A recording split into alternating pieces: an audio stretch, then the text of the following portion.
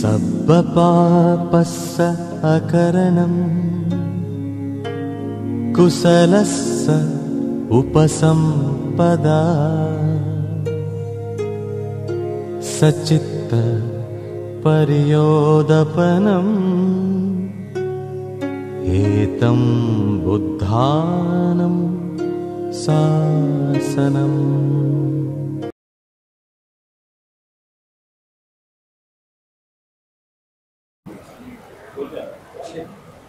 बुद्ध शासन संवर्धन संघाच्या वतीने गेली 2 दशके सातत्याने धार्मिक कार्यक्रम आम्ही करत आहोत।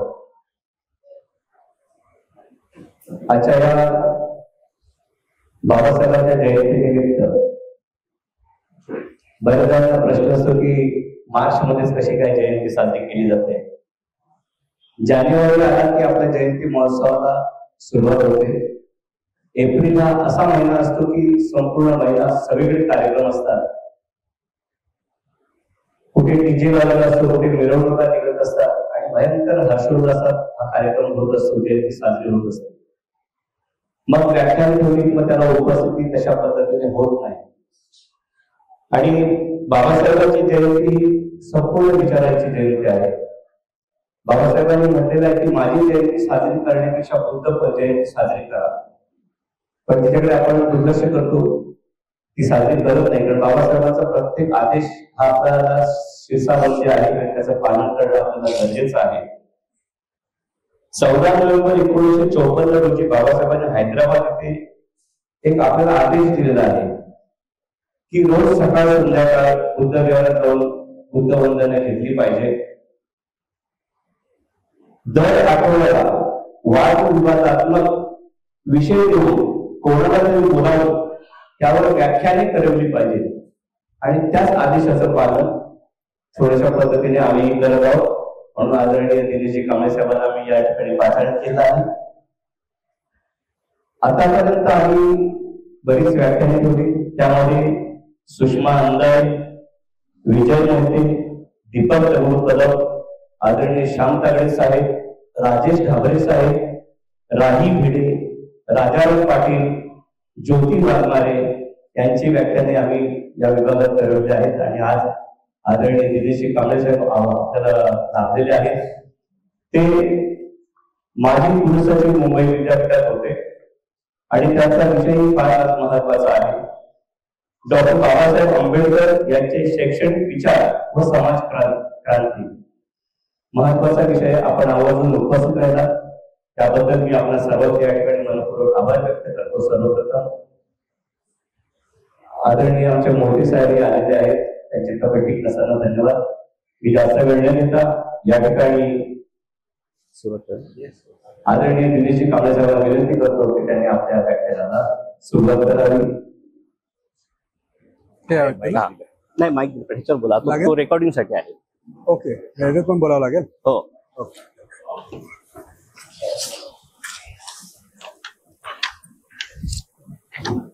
बरोबर बोललो, जयंती बरोबर लावायला माईक लावायला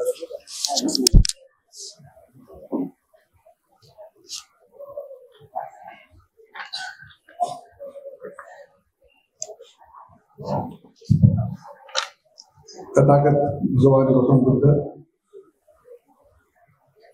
परमपूज्य बाबासाहेब आंबेडकर, महात्मा ज्योतिराव फुले, सावित्रीबाई यासारख्या अनंत महनीय व्यक्तींच्या सगळ्या विचारांना मी वंदन करतो, त्यांच्या विचारांना। आपण बुद्ध शासन संवर्धक संघ याच्या मार्फत गेली 20 वर्ष हा अतिशय महत्वाचा बौद्धिक कार्यक्रम आपण करतात।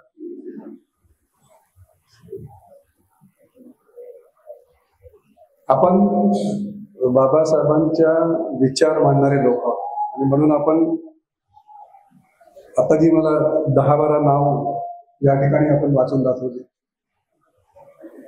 आणि अशा लोकांचे विचार ऐकण्यासाठी आपण आणि त्यातही महिलांचा सहभाग जास्त असणं हे बाबासाहेब आंबेडकर म्हणतात त्याप्रमाणे मोठं प्रगतीचं लक्षण आहे. ज्या समाजातील महिला चळवळीमध्ये जास्त भाग घेतात तो समाज अतिशय प्रगल्भ असतो असं बाबासाहेब आंबेडकरांचं मत आहे. आणि त्यांनी ज्या देशामध्ये ज्या मुवमेंट्स केल्या, ज्या चळवळी केल्या, त्यातून त्यांनी सिद्ध करून दाखवलं. या इको जास्त होतं. बुद्ध शासन संवर्धक संघाच्या जे कार्यकारिणी आहे, अशोकजी मोहिते गटप्रतिनिधी, अरुणजी मोरे या ठिकाणी आहेत, प्रकाशजी पवार ज्यांनी मला येण्याचा आग्रह केला. आणि मला वाटतं की इथे आल्यानंतर मला खूप छान वाटलं की सगळे लोक अगदी विहारामध्ये एकत्र येतात, वंदना करतात आणि विचार ऐकण्यासाठी एकत्र येतात. नाहीतर आपण मिरवणुकीत सगळेच लोक एकत्र येतो, परंतु एखाद्या वक्त्याला बोलवणं आणि विचार ऐकणं हे आता फार दुर्मिळ झालं. आणि तुम्ही 20 वर्षांपासून ही परंपरा कायम ठेवली, हे प्रगतीचं मोठं लक्षण समजलं जातं याला. प्रकाशजी पवार यांनी आग्रह केल्यानं मला वाटलं की आपण जायला पाहिजे.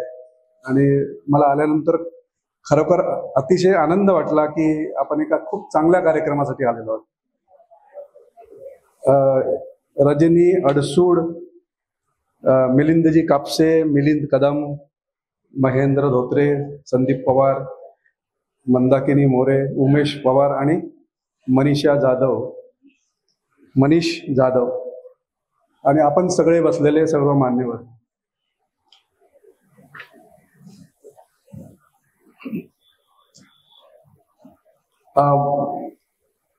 बाबासाहेब आंबेडकरांचा खूप बोलण्यासारखं आहे किती, पण त्याला समराईज करणं शेवटी आवश्यक आहे. मला वेळ सांगितली 8 वाजता, मी बरोबर 8 वाजता आलो, परंतु मी असं म्हणत नाही की आपल्याला उशीर झालाय.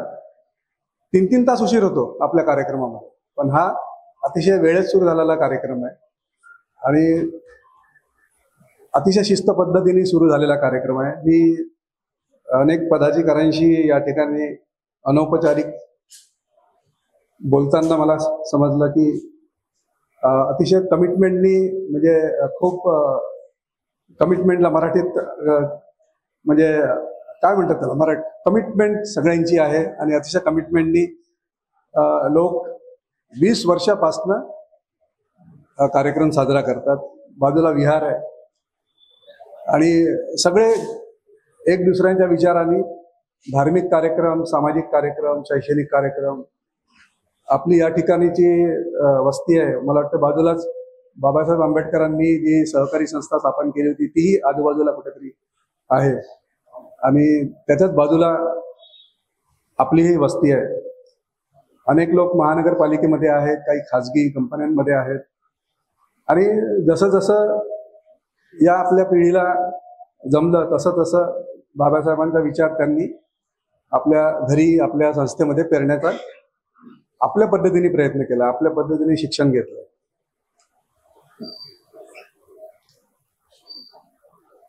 बाबासाहेबांचं नाव घेतल्यावर लगेच आपल्याला काही गोष्टी आठवतात, परंतु बाबासाहेबांच्या विद्वत्तेविषयी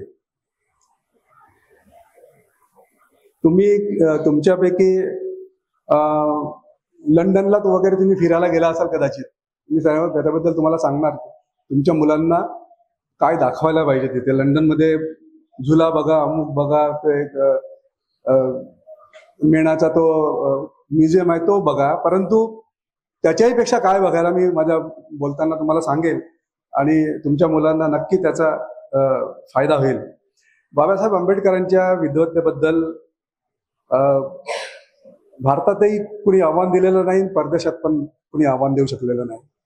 म्हणजे इतकं विद्वत्ता आहे की जवळजवळ 64 विषयामध्ये बाबासाहेबांचं MA होतं. 64 विषयात MA, 4 विषयात PhD, एक DSc आणि जगातली सगळ्यात महत्वाची पदवी म्हणजे बारॅटला. तुम्ही लंडनला जर गेला असेल तर बाजूलाच युनिव्हर्सिटी ऑफ लंडन आहे. त्याच्या 5-10 मिनिटावर ग्रेज इन म्हणून मी सांगतो, जिथून बाबासाहेब आंबेडकरांनी बॅरिस्टर ही पदवी, ग्रेज इन, मी त्याच्याबद्दल तुम्हाला सांगेन. मी तिथे जाऊन आलो. मी ग्रेज इनलाही गेलो, मी लंडन स्कूल ऑफ इकॉनॉमिक्सलाही गेलो आणि युनिव्हर्सिटी ऑफ लंडनलाही गेलो, ऑक्सफर्डलाही गेलो, केम्ब्रिजलाही गेलो. अनेक विद्यापीठ भरलो. मला सांगायचं काय, तुम्ही जेव्हा टूरला जाता तर Gray's Inn, London School of Economics, University of London, इथे तुमच्या मुलांना घेऊन जरूर जा. त्याची कारण मी सांगेल तुम्हाला की ग्रेज इन जिथून बाबासाहेबांनी बार ॲटला ही पदवी केली, तिथे शिक्षणासारखी पदवी नसते ती. तुम्हाला प्रत्यक्ष त्या बार ॲटला मध्ये जज समोर जशी केस आपण मांडतो तशी तुम्हाला प्रत्यक्ष ड्राफ्टिंग करावं लागतं केसचं. तुम्हाला त्या जजच्या समोर एक कोर्ट असतो, त्या कोर्ट समोर तुम्हाला ती केस घेऊन प्रत्यक्ष भांडावं लागतं, प्रत्यक्ष ड्राफ्टिंग करावं लागतं. असं ते एज्युकेशन असतं म्हणजे बाराटलाच. आणि भारतामधले बोटावर मोजण्या एवढेच माणसं त्या ग्रेज इन मध्ये प्रवेश घेऊ शकतात. आजही तीच अवस्था आहे. इतकं जगातलं नामवंत ग्रेज इन आणि तिथं प्रवेश मिळणंच अतिशय कठीण आहे. ग्रेज इन मध्ये आता तुम्ही जर गुगलवर केलं, जगामधल्या कुठल्याच माणसाचं तिथे नावानी अशी डेडिकेटेड रूम नाहीये. जगामध्ये किती देश आहेत?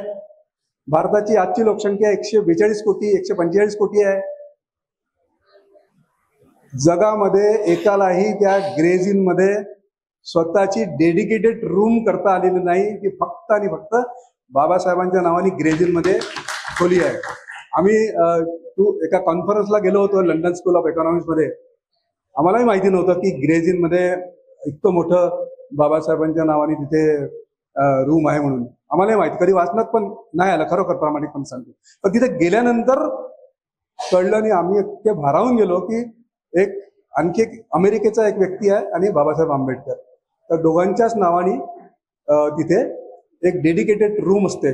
कुठल्याही मोठी विद्यापीठं असतात, जो खूप मोठा विद्वान असतो, मोठा विद्यार्थी असतो, त्याला ते काही जागा डेडिकेट करतात. आणि अशी त्या ग्रेज इन मध्ये बाबासाहेबांच्या नावाची एक डेडिकेटेड रूम आहे. तुम्हाला जायचा प्रसंग आला तर तुम्ही जरूर त्या ग्रेज इनला भेट द्या.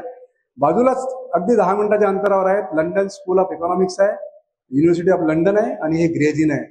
कधी तुम्ही लंडनला गेलात तर जरूर या 3 ठिकाणी आपल्या मुलांना घेऊन जा तुम्ही. बाबासाहेबांनी आपल्याला शिका, संघटित व्हा, संघर्ष करा हा जो मंत्र दिला आपल्याला, आणि केवळ या मंत्राने भारावून आज बघा की उकिरड्यावरची तुमच्या माझ्यासारखी माणसं, उकिरड्यावरची म्हणजे उकिरडा पण आपल्याला नशीब होत नव्हता. आज कुठे आहोत आपण? आज आपण जजेस आहोत, आज आपण कुलगुरू आहोत, आज आपण खासदार आहोत, आज आपण गवई साहेब सुप्रीम कोर्टमध्ये जस्टिस आहेत. काही वर्षापूर्वी बालकृष्णन सुप्रीम कोर्टचे जस्टिस होते. म्हणजे शिक्षणामुळे काय होतं, काय जादू होते.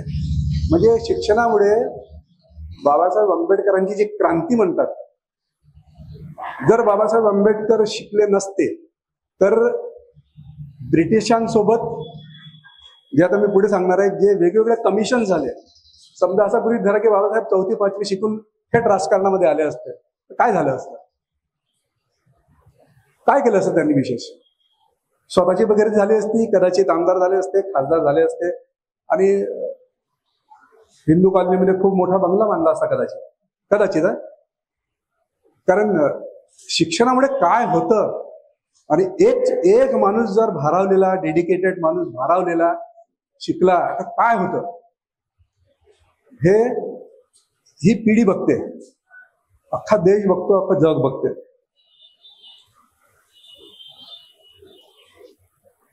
बाबासाहेबांकडे बघत असताना त्यांनी गुरु पण बघा कोणाला मांडलंय, की आज जे सगळे आधुनिक विचाराचे लोक आहेत. म्हणजे तथागत भगवान गौतम बुद्ध पूर्ण आधुनिक विचार. म्हणजे बुद्धांना वेस्टर्न कंट्रीज सायंटिस्ट म्हणते. Buddha is a great scientist म्हणतात त्यांना. Buddha is a great scientist. Science दिलं. आजही बुद्धाचे विचार कितीही घासा, कुठेही घासा, ते प्रखरपणे तुम्हाला त्याचा लाभच होतो.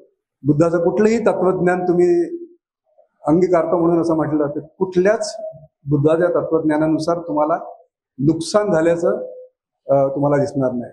म्हणजे आज जी भारताची, जगाची जी परिस्थिती आहे, म्हणजे रशियामधला वार बघा, तुर्कस्तानचं वार बघा, इस्रायलचं वार बघा, सगळीकडे वार सुरू आहेत. आणि जग म्हणते की जगाला सगळेच म्हणतात की आता इथे युद्ध नको, बुद्ध व्हा म्हणतात.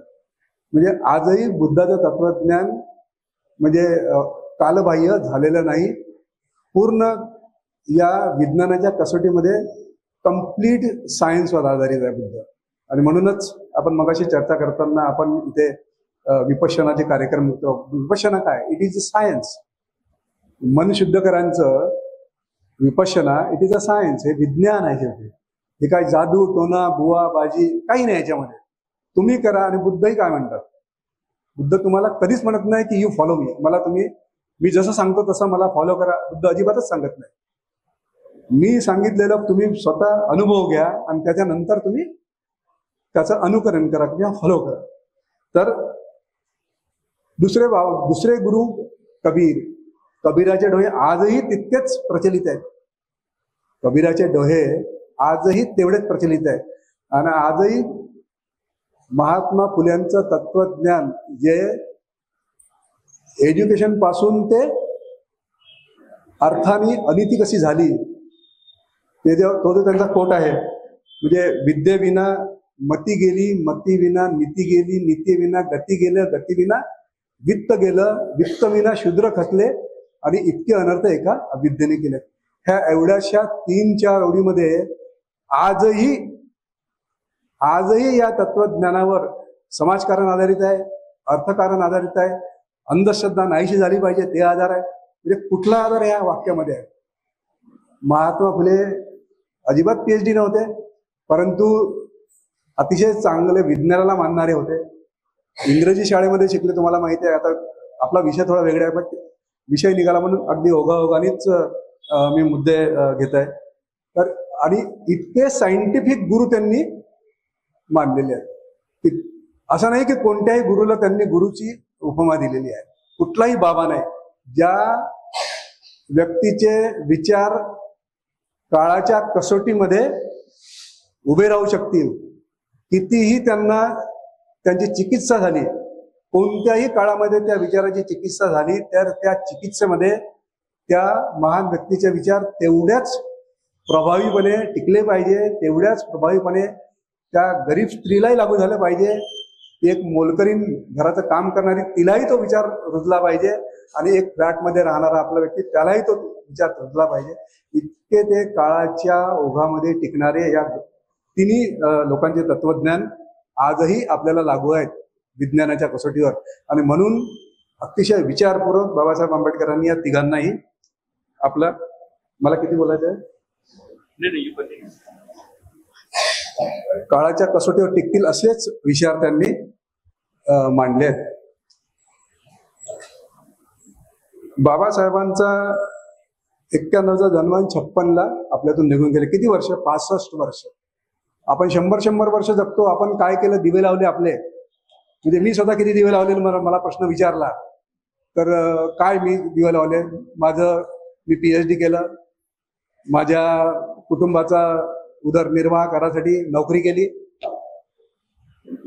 पुढे काय?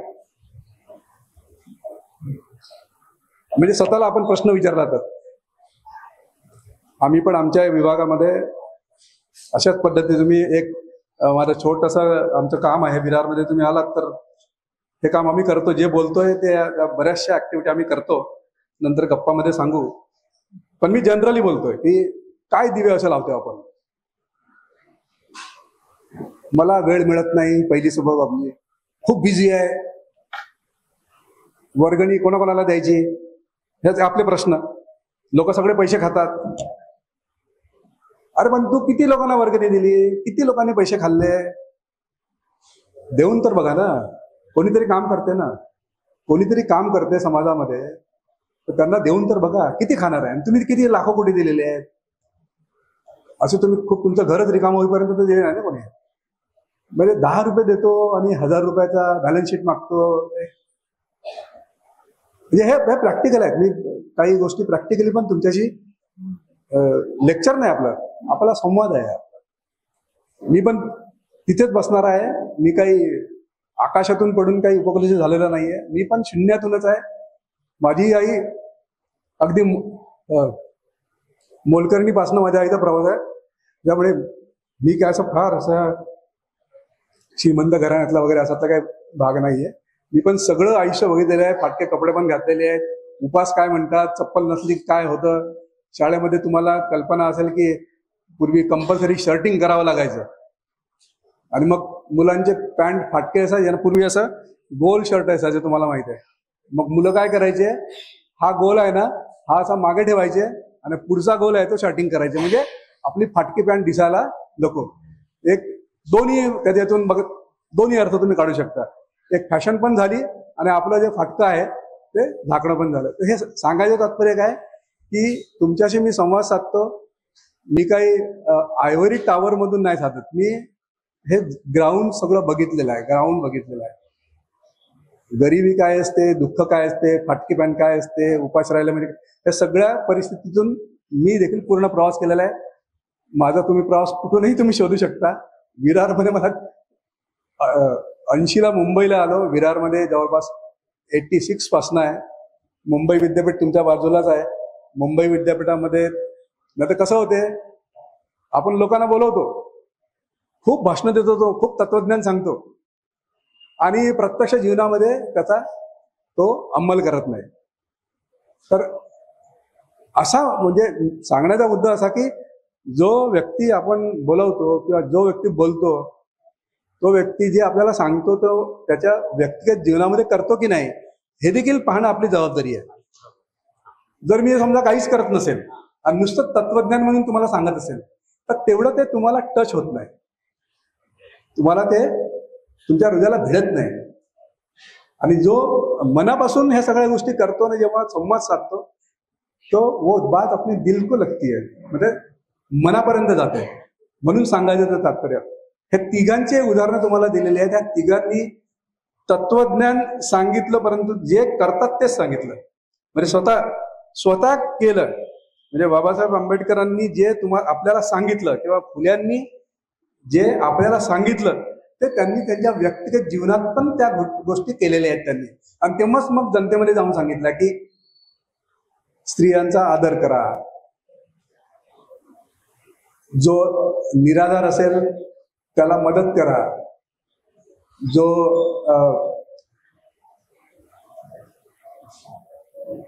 ज्या लग्न न झालेल्या ज्या माता असायच्या तर त्या काळामध्ये ही पण एक समस्या होती. त्यांच्यासाठी देखील फुल्यांनी त्यांच्या मुलांसाठी काय केलेलं आहे हे तुम्हाला वाचलं की तुम्हाला कळेल. म्हणजे सांगण्याचा तात्पर्य काय आहे की बाबासाहेबांनी ज्यांना गुरु मानले किंवा बाबासाहेब जे बोलायचे ते प्रत्यक्ष लाईफमध्ये करायचे. आता आपल्याला शिका, संघटित व्हा, संघर्ष करा हा आपल्याला संदेश बाबासाहेबांनी दिला. तर बाबासाहेबांनी नुसतंच आयव्हरी टॉवर मध्ये उभं राहून भाषण नाही दिलं त्यांनी, तर प्रत्यक्ष कृती मध्ये ते उतरलेत. ते प्रत्येक गोष्टीमध्ये ते आणि त्याचे पुरावे आहेत. असं नाही की बाबासाहेबांनी सांगितलं की तुम्ही शिका, मी नाही शिकत, तुम्ही शिका, तुम्ही संघर्ष करा, तुम्हीच, असं नाही ना. जो बोलतो, तत्वज्ञान सांगतो, त्याला देखील पहिल्यांदा तो विचार स्वतःमध्ये रुजू व्हायला पाहिजे. तर बाबासाहेबांनी शिका म्हटलं तर ते स्वतः कितपर्यंत शिकले? कोणीच नाही शिकू शकलं. बरं, ते तिथपर्यंत शिकणारे त्यांची परिस्थिती त्या काळामधली ते सगळे श्रीमंत होते, सगळे कोट्याधीश होते. म्हणजे जे ग्रेझिनमध्ये जे गेले होते शिकायला, जवळजवळ 93 या भारतामधले 93 इंटेलेक्च्युअल्स तिथे शिकायला गेले होते. आता तेव्हा लोकसंख्या किती होती? तेव्हा पण 60 ते 70 कोटी तेव्हा पण लोकसंख्या होती. त्याच्यातून 93 लोक ग्रेजिनमध्ये गेले होते आणि त्यात डॉक्टर बाबासाहेब आंबेडकर एक.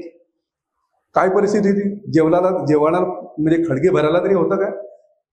पण स्वतः शिकायचं, पण समाजासोबत संघर्ष पण करायचा.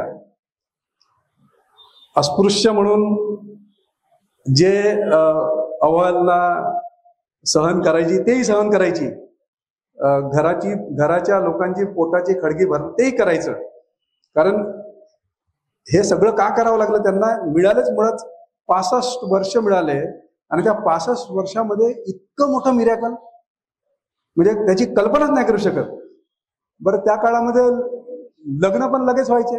परत पत्नीची जबाबदारी, म्हणजे 17व्याच वर्षी त्यांचं लग्न झालं, म्हणजे पत्नीची जबाबदारी परत.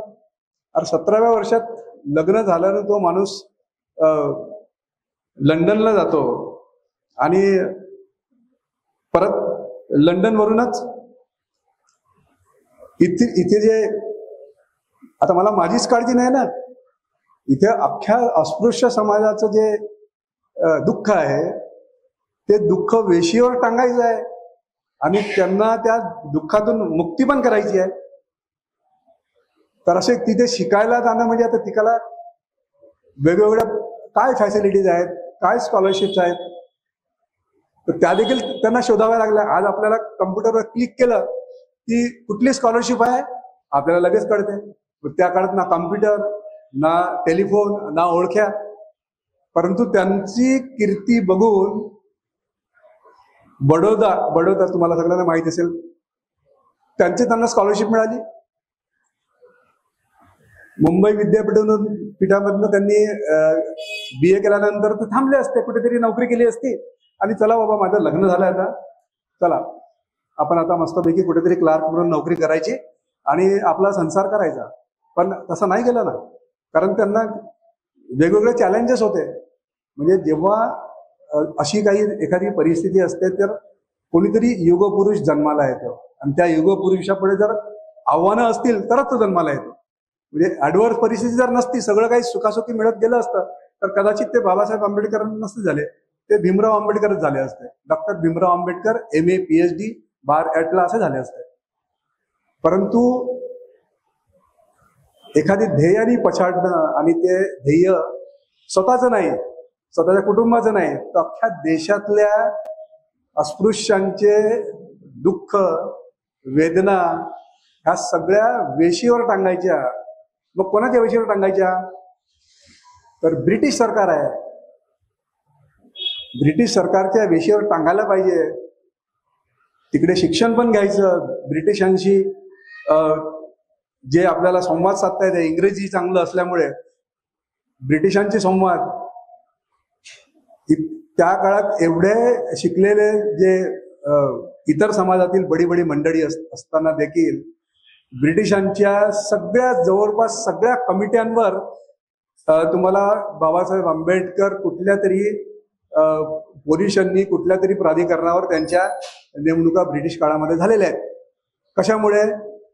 बाबासाहेबांकडे पैसा नाही, बाबासाहेबांकडे वशिला लावायला कोणी नाही आहे, तरी पण कारण विद्वत्ता एवढी विद्वत्ता आहे. आणि ती विद्वत्ता मला माझ्या इथे जे माझा अस्पृश्य बांधव आहे देशातला, त्याला मला या अस्पृश्यतेतून काढायचं आहे, त्यांचे दुःख मला संपवायचे आहेत, हे त्यांनी ध्येय विचारात घेतलं होतं.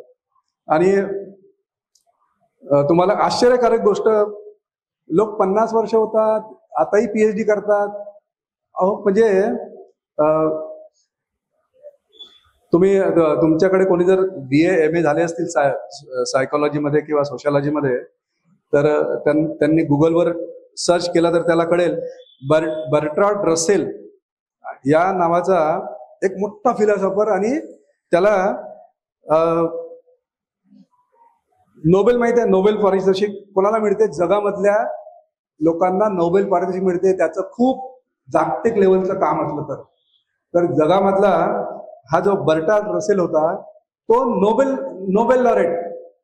बाबासाहेब 21 वर्षाचे जेमतेम MA करायला तिकडे लंडनमध्ये गेले, जेमतेम BA मुंबई. आणि अशा नोबेल लॉरेट जो तिथला मॅथमॅटिशियन आणि फिलॉसॉफर आहे, नोबेल पुरस्कारित लंडनचा, त्यांनी जे पुस्तक लिहिलं सामाजिक पुनर्रचनेची तत्व, त्याचं पुस्तक, त्या पुस्तकावर परीक्षण करायसाठी बाबासाहेब विद्यार्थी दशेमध्ये, काय म्हणजे कसली बुद्धी, म्हणजे काय जादू आहे, काय आश्चर्य आहे. अभ्यास अभ्यास आणि अभ्यास. कारण या सामाजिक पुनर्रचना जी आहे ती भारतामध्ये जी अस्पृश्यता आहे त्याच्याशी कुठेतरी निगडीत होतं. आणि त्यांना वाटलं की आपण जर तिथे जर विद्यार्थी म्हणूनच जर भाग घेतला तर उद्या कदाचित हे आपल्याला पुढे आपल्या समाजासाठी फायदेशीर ठरू शकतं. आणि म्हणूनच तुम्हाला मगाशी मी बोलल्याप्रमाणे की सतत वाचनाची आणि कोणाला आव्हान द्यायचे, वाचन चिंतन मनन असेल तरच तुम्ही आव्हान देऊ शकता. नुसतं वरवर पेपर वाचून ते आपल्याला आज पेपर वाचला उद्या काय आलं बातमीत विसरून जातो आपण. एवढी हजारो ग्रंथसंपदा त्यांच्या कोणत्या पानावर काय लिहिलंय हे लक्षात त्यांच्या राहते.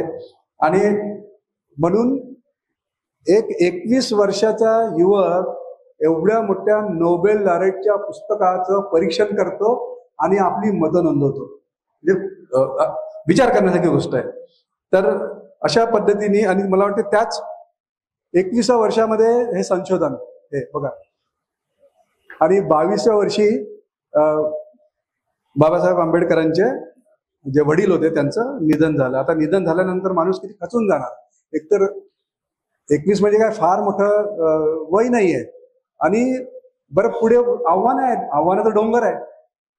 तरी देखील त्याच्यावरती आपण सिनेमा बघितला, पुस्तकं आहेत, मी काय जास्त भाष्य नाही करत, मी फक्त संदर्भ देतो यासाठी की इतकं खचून गेल्यानंतरही परत फिनिक्स पक्षासारखी उभारी घेऊन परत आपल्या एज्युकेशनच्या मिशनमध्ये परत कामाला लागलं, झोकून देणं.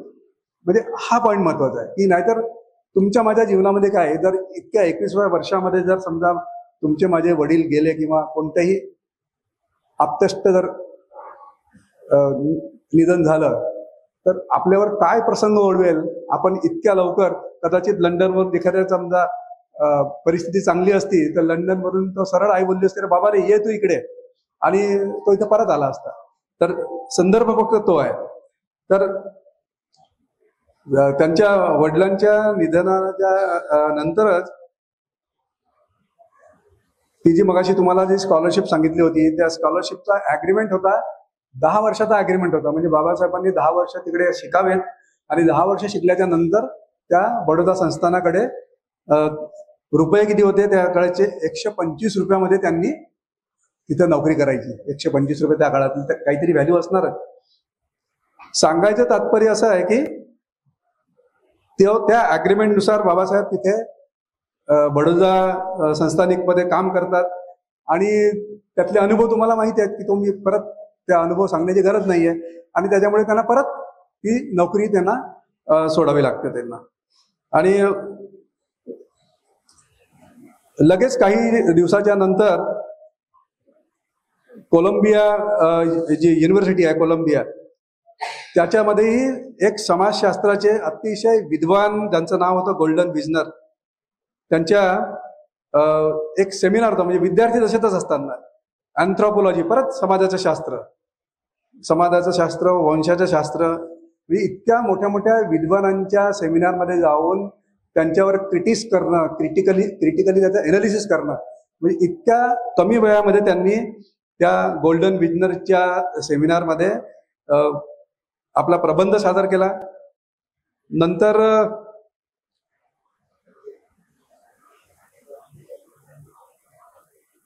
मगाशी मी आपल्याला लंडन स्कूल ऑफ इकॉनॉमिक्स सांगितलं.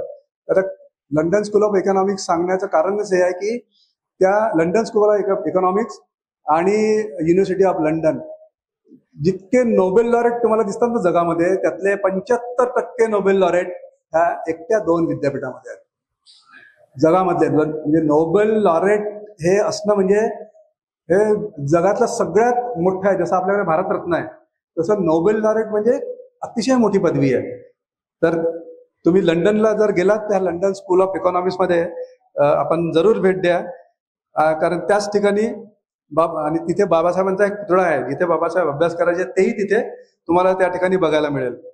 तर मगाशीच मी तुम्हाला सुरुवातीला सांगितलं की ह्या अनेक विद्यापीठांमध्ये एकूण मिळून बाबासाहेबांनी 64 विषयांमध्ये MA केलं. 64 विषयामध्ये. हे London School of Economics, University of London, Columbia आणि असे अनेक विद्यापीठ. त्या विद्यापीठाचे नावे सांगेल तर आणखी 7-8 मिनिटं निघून जाते.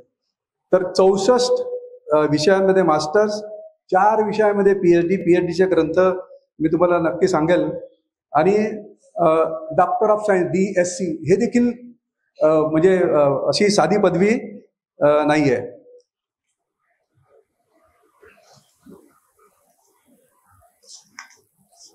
बडोद्याचं तुम्हाला मी मगाशी उदाहरण सांगितलं. तर बडोदामध्ये अतिशय वाईट अनुभव आल्याच्या नंतर वयाच्या अगदी 27व्या वर्षी चर्चगेटला तुम्ही बघत असाल तर सिडनॅम कॉलेज, त्या सिडनॅम कॉलेजमध्ये बाबासाहेब आंबेडकरांना नोकरी करण्याची ते संधी मिळाली.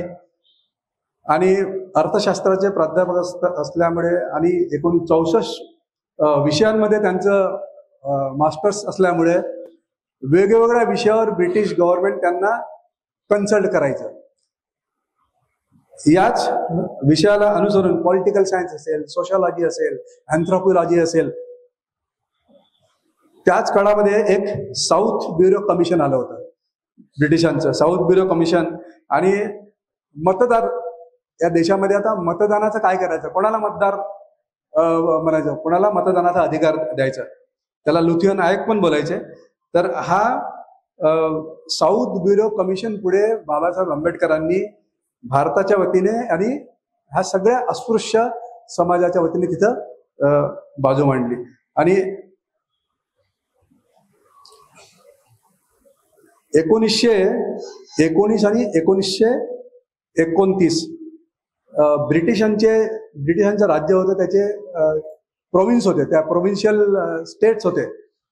तिथे पण अनेक लोकांना मतदानाचा अधिकार नव्हता. राजेरजवाडे होते, अनेकांना म्हणजे अटी होत्या, सगळ्या लोकांना मतदानाचा अधिकार नव्हता. बाबासाहेब आंबेडकरांनी या साऊथ ब्युरो कमिशन पुढे त्यांची बाजू मांडल्याच्या नंतर तो अधिकार लोकांना मिळाला. आणि विशेष म्हणजे काही महिलांना मतदानाचाही अधिकार मिळाला. आणि मतदानासाठी जे कंटेस्ट करतो, इलेक्शन कंटेस्ट करतो, ते इलेक्शन कंटेस्ट करण्याचा देखील अधिकार मिळाला. मतदानाच्या अधिकाराचाच जर आपल्याला जर एक गोष्ट सांगायची असेल तर America, USA, United states of America, त्या युनायटेड स्टेट ऑफ अमेरिका याचा जरी ती अस्तित्वात होती तरी ऑक्टोबर 1492 मध्ये अमेरिका नकाशावर आहे होती ती, परंतु लोकांना कोणालाच माहिती नव्हतं की अमेरिका नावाचा देश आहे. तो देश कधी कळलं? 15व्या शतकात, म्हणजे 1492 मध्ये कळलं. तर कोलंबस फिरता फिरता आला, त्यांनी पण 2-3 मोहिमा केल्या. तो फिरता फिरता आल्यानंतर कोणीतरी जंगली लोक त्या ठिकाणी दिसले आणि तिथे तेव्हा अमेरिकेचा शोध लागला. आज अमेरिका कुठे आहे आणि भारत कुठे आहे? अमेरिका जगाच्या पुढे आहे, 1 नंबरची कंट्री आहे. का? कारण विज्ञानाला मानणारे लोक आहेत, अंधश्रद्धा अजिबात नाही. सगळ्या लोकांचे श्रम, असं नाही की अस्पृश्यांना बाजूला ठेवून काळे लोक असतील, तिथे पण काळ्या लोकांना काही सवलती नव्हत्या. तो आणखी मोठा वेगळा इतिहास आहे. पण त्यांनी आंदोलनं केली आणि सगळ्यांना समान हक्क दिले. म्हणून अमेरिका आज कुठे आहे आणि आपण कुठे आहोत? कारण आपल्याकडे आजही ती विषमताच आहे, आजही विषमता आहे. सगळ्या लोकांचे श्रम जर तेव्हापासून वापरले असते, एवढे मोठ्या लोकसंख्याच्या असा चायना, तर आज जे प्रोडक्शन 100 लोक करतात, तुम्ही 100 अस्पृश्यांना बाजूला ठेवलंय तर 200 प्रोडक्शन झालं असतं. त्याची मोठी वेगळी थिअरी आहे त्याची. कारण तुम्ही सगळ्या लोकांना सत्तेत सहभागी करून घेतले नाही, पार्टिसिपेशन नाही दिलं. आणि म्हणून भारत देश वेगवेगळ्या पद्धतीने मागे राहिला. अमेरिका, आज अमेरिकेमध्ये आरक्षणाचा जर विचार केला तर अमेरिकेमध्ये देखील वेगळ्या प्रकारचं पॉझिटिव्ह डिस्क्रिमिनेशन आरक्षण आहे. अशा अनेक कंट्रीज आहेत, जपानमध्ये आहे, मंगोलियामध्ये आहे, मलेशियात आहे, सिंगापूरमध्ये आहे, ब्रिटिशमध्ये, सगळ्या अनेक कंट्रीमध्ये पॉझिटिव्ह डिस्क्रिमिनेशन त्याला असं म्हणतात. वेगळ्या प्रकारचं आरक्षण त्यांच्यासाठी आहे. म्हणूनच तुम्ही अमेरिकन सिनेमे वगैरे जर बघितलात ना, तर त्या अमेरिकन सिनेमामध्ये काही जागा हिरोईनच्या किंवा हिरोच्या त्या ब्लॅक आफ्रो अमेरिकन म्हणतात त्यांना, त्याला निग्रो नाही म्हणत. निग्रो ही तिथे शिवी चालते. तुम्ही जर चुकून अमेरिकेमध्ये हा निग्रोचा म्हटलात ना, तर हे शिवी आहे. तुम्हाला तो भर रस्त्यात त्याचा हात दाखवेल, म्हणजे मारेल तुम्हाला.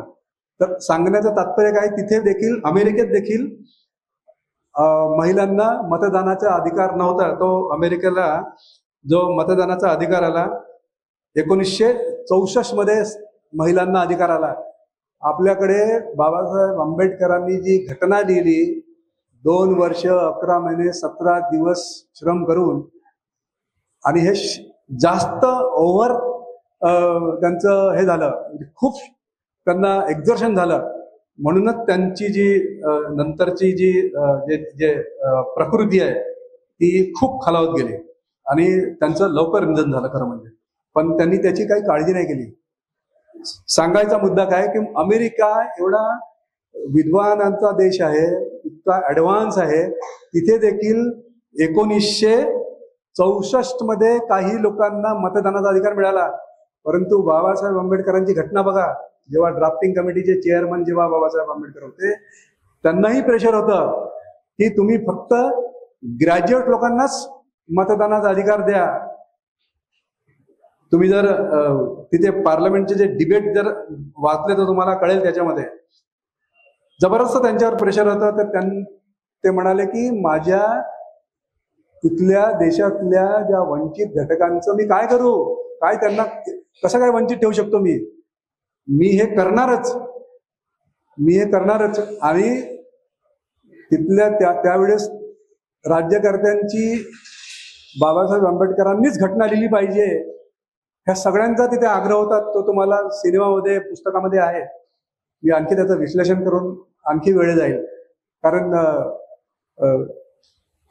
जो बंगालची फाळणी झाली, मंडलच्या मुळे ते बंगालमधून निवडून आले. नंतर बंगालची फाळणी झाली आणि मग नंतर बाबासाहेबांचं त्या संविधान सभेतलं सदस्यत्व संपलं होतं. आणि बाबासाहेबांनी एवढं काम केलं होतं की आता त्याच्याशिवाय घटना कुणीच लिहू शकत नाही, इतकं त्यांनी जीव ओतून तिथे काम केलं होतं. मग शेवटी डॉक्टर राजेंद्र प्रसादांनी इथे बीजी खेर जे होते मुख्यमंत्री, त्यांना विशेष पत्र पाठवून त्यांना सांगितलं की काही पण करा, परंतु बाबासाहेबांना मुंबईच्या सीटवर तुम्ही निवडून आणा आणि त्यांना परत विधिमंडळामध्ये संविधान लिहायसाठी आपल्याला परत घ्यायचं आहे. इतक्या स्ट्रिक्ट सूचना. म्हणजे हा आता तो भाग झाला. मूळ मुद्दा काय? मूळ मुद्दा आहे की अमेरिकेला देखील मतदानाचा हक्क काही लोकांना मिळवायला 1964 उजाडलं, परंतु बाबासाहेबांनी 1950 साली या देशातल्या सगळ्या लोकांना, म्हणजे कचरा उचलणारी बाई आहे तिलाही तेवढा हक्क दिला.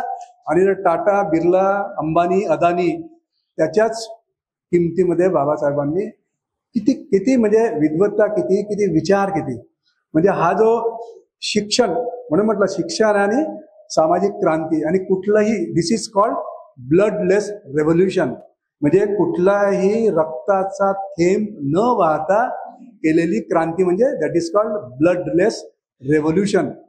नाहीतर मतदानासाठी पण आपल्याला मोर्चे काढावे लागले असते आणि आरक्षणासाठी पण मोर्चे काढावे लागले असते. तर हे सगळं करत असताना इकडे बाबासाहेबांची इकडे मुवमेंट सुरूच आहे. ते तिकडे लंडनमध्ये शिकतायत, लंडनमध्ये PhD करतायत, लंडनमध्ये वेगवेगळ्या विषयावरती आपले व्याख्यानं देत आहेत. आणि इकडे अस्पृश्यांची परिस्थिती तशी आहे. त्या परिस्थितीला तोंड कसं द्यायचं, कारण त्यावेळेस इतके काही मीडिया स्ट्रॉंग नव्हता. स्वतःचा मीडिया बाबासाहेबांनी सुरू करणं म्हणजे किती महत्वाची गोष्ट आहे. किती त्यांनी त्या मीडियाला महत्व दिलं. म्हणजे मूक नायक असेल, बहिष्कृत भारत असेल, समता असेल, जनता असेल, म्हणजे मीडियाचं महत्व देखील ओळखून त्यांनी बरं त्याच्यामध्ये त्यांनाच लिहायचं आहे, परत त्यांना तिथेही लिहायचं आहे, अस्पृश्यांच्या चळवळी करायची आहे, शिकायचं आहे, ब्रिटिशांसमोर भांडायचं आहे, कॉन्स्टिट्यूशन पण लिहायची आहे. म्हणजे वन मॅन आर्मी इतकं काय करू शकते. आणि आता 142 कोटी लोकसंख्यामध्ये आपले 13% शेड्यूल कास्ट, 7% आदिवासी आणि 52% ओबीसी, म्हणजे किती लोक आहेत. आणि तरी देखील आजची आरक्षणासाठी आता वेगवेगळ्या जातीची, वेगवेगळ्या धर्माची लढाई आज सुरू आहे. वेगवेगळ्या संघटना पण म्हणजे संघर्ष करायसाठी जसा मीडियाकडे बाबासाहेबांनी लक्ष दिलं तसं शेड्यूल कास्ट फेडरेशन असेल, बहिष्कृत हितकारणी असेल, अशा वेगवेगळ्या ऑर्गनायझेशन देखील वेळोवेळी त्यांनी काढलेले आहेत. आणि इतर धर्मियांचा सपोर्ट पाहिजे, इतर समाजातले इतर लोक आहेत, उच्चवर्णीय आहेत, त्यांचाही सपोर्ट असेल तर समाज जी चळवळ करायसाठी आणखी त्यांना प्रोत्साहन मिळेल ना. तर त्याच्यावर पण लक्ष आहे लोकांची. मग ते दादरचे शिक्के बोले असतील, रत्नागिरीचे ज्यांनी मनुस्मृती जाळायला बाबासाहेबांना सहकार्य केलं ते गृहस्थ असतील, ते जेधे असतील. तुम्हाला जेधेबद्दल एक घटना सांगतो की दिनकरराव जवळकर त्यांनी जे देशाच्या दुश्मन पुस्तक लिहिलं होतं, आपल्याच व्यथा होत्या त्याच्यामध्ये. आणि त्या पुस्तकावर टिळकांचे जे समर्थक होते त्यांनी त्याच्यावरती बंदी आणली होती आणि यांच्यावरती खटला केला होता या दिनकरराव जवळकरांवर, आणि पुस्तकावर पण खटला होता. बाबासाहेबांनीच ती केस लढली आणि पुस्तकावरची बंदी पण काढली आणि तो खटला देखील रद्द करण्यात आला.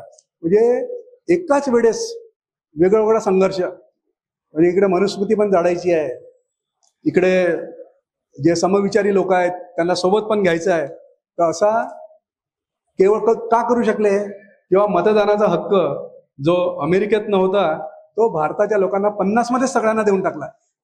तुम्हाला आठवते कोणाला की 50 मध्ये कोणाला मतदानापासून वगळलं? तुम्हाला आठवते की या शेड्यूल कास्टला वगळलं, किंवा जे तृतीयपंथी आहेत त्यांना वगळलं, किंवा या एरियातल्या लोकांना वगळलं? कुठलंच नाही. पण जगामध्ये अजूनही असे देश आहेत, इव्हन युरोपमध्ये अनेक अशा कंट्री आहेत की विशिष्ट कम्युनिटींना वगळलंय, काही अमुक महिलांना वगळलंय. जसं मी आता तुम्हाला अमेरिकेतलं उदाहरण सांगितलं, काही महिलांना त्या ठिकाणी वगळलं होतं. तर केवळ का करू शकले, तर एज्युकेशन. आणि एज्युकेशन मध्ये नुसतंच एज्युकेशन नाही, तर त्याचं चिंतन करणं, मनन करणं, त्याचं रिसर्च करणं सतत. आणखी त्याच्यात काय मिळतो, मोठे मोठे तत्वज्ञ असतील त्यांचे परिषदा असतील, त्या परिषदामध्ये भाग घेणं, चिंतन, वाचन, मनन आणि वेगवेगळ्या कार्यक्रमामधून भाग घेऊन त्या डिबेटमध्ये स्वतःला प्रूव्ह करणं. तेव्हा कुठे तुम्हाला लोक ओळखायला लागतात, अदरवाईज तुम्हाला कोण ओळखणार आहे? आता आपले खूप PhD आहेत, मी पण PhD आहे, मला कोण ओळखतं? पण आपण जर अशी बुद्धिमत्ता दाखवली तर आपल्याला लोक ओळखतात. आता ठीक आहे, जमाना थोडा वेगळा आहे. तर अशा पद्धतीने बाबासाहेब आंबेडकर त्यांचं एज्युकेशन पण करत गेले आणि एज्युकेशनच्या माध्यमातून त्यांनी सामाजिक चळवळी, त्या सामाजिक चळवळीसाठी मग त्या वेगवेगळ्या संस्था असतील, मग पॉलिटिकल ऑर्गनायझेशन असेल, सामाजिक ऑर्गनायझेशन, मीडिया, ह्या सगळ्यांवर त्यांचा भर होता एकाच वेळेस. बरं, एवढ्यावरच ते थांबले नाहीत. बरं, जसे ते परदेशामध्ये शिकायला गेले, त्यांना कोणीतरी मदत केली, त्यांना सयाजीराव गायकवाडांनी मदत केली, त्यांना शाहू महाराजांनी मदत केली. शाहू महाराजांबद्दल सगळ्यांना माहिती आहे. त्यांनी देखील तो प्रयोग केला आणि आपल्या भारतामधल्या विविध प्रांतामधले जवळपास मला वाटते 16 आणि 5 21 लोकांना त्यांनी परदेशामध्ये शिकायला पाठवलं. माझ्याकडे त्यांची नावं पण आहेत. नाव तुम्हाला मुद्दाम वाचून दाखवतो, तुम्हाला म्हणजे कळेल की बाबा हे लोक परदेशात गेले होते, यांनी लोकांसाठी काय केलं. मला जर लगेच नावं दिसले तर मी तुम्हाला मुद्दाम वाचून दाखवेल ते नावं, की तुमच्या लक्षामध्ये ते नावं राहायला हवीत की बाबा कोण कोण गेले होते परदेशामध्ये शिकायला आणि त्यांनी आता ते कुठे आहेत आणि आता समाजासाठी काय करतात. विशेष म्हणजे ते आपल्या समाजासाठी आता काय करतात, हा सगळ्यात महत्वाचा मुद्दा मिळाला मला. जे बाबासाहेबांनी परदेशामध्ये शिकायला भारतामधून जी लोक पाठवली होती त्यांचे नावं तुम्हाला सांगतो मी. एक उके होते, उके, वानखेडे, बेहरा, डिकले. डिकले हे महाराष्ट्रामध्ये लेबर कमिशनर होऊन गेले. डिकले तुम्हाला कल्पना असेल, he was the labour commissioner, chief labour commissioner Dikle. Kadam होते, एक कायल होते. म्हणजे बघा, नुसतंच महाराष्ट्र नाही, वेगवेगळ्या राज्यामधनं पण त्यांनी असे निवडक लोक घेतले की आपल्या मुवमेंटसाठी ते कामात येतील. आपण जी चळवळ उभारलेली आहे अस्पृश्यांच्या उत्थानाची, केवळ अस्पृश्याच्याच उत्थानाची नाही, अख्ख्या भारताचं भविष्य लिहिणं त्यांच्या हातात होतं. म्हणजे काही म्हणतात ना की बाबासाहेब आंबेडकर जर समजा अस्पृश्य जातीमध्ये जन्माला नसते आले, समजा ते ब्राह्मणामध्ये जन्माला आले असते, तर लोक म्हणायचे की कदाचित या भारताचं नाव भारत नसून आंबेडकरच झालं असतं कदाचित. म्हणजे असंही विद्वान लोक बोलतात. म्हणजे मी नाही सांगत आहे, अनेक विद्वान बोलतात. एक कायल होते, एक कांबळे होते माझ्याच आडनावाचे, एक बोडोदे होते, एक जेजुरीकर. कयालचे आडनावाचे 2 बंधू होते, कयाल, चौधरी, आवळे हे नागपूरचे. नंतर एक कोलाटा, खोब्रागडे आणि गायकवाड. हे एवढी 16 नावं माझ्याकडे आहेत. आणखी 5 नावं मला काही मिळालेली नाही आहेत. हे तुम्हाला मी सांगण्याचा प्रयत्न केला.